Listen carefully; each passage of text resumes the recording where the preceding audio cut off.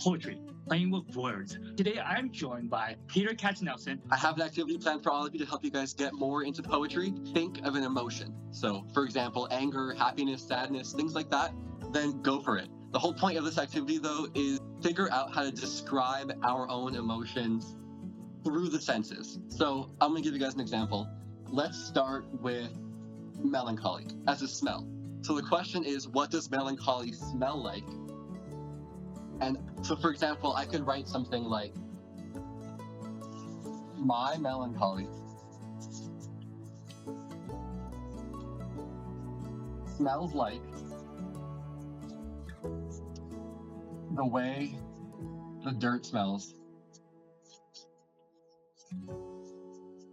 after it rains.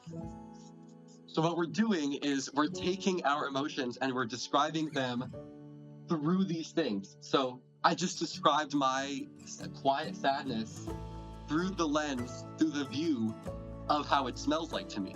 And so I often feel sad when I walk outside and it smells like it had just rained, and I feel a little bit of a quiet sadness, but in a kind of a beautiful way. And so that's how I try to describe it here. So all of you can have a go at it now. Pick any one of these and describe your emotions through your senses in a creative way. I challenge you guys to do some of the harder ones. I think the hardest one for me is taste.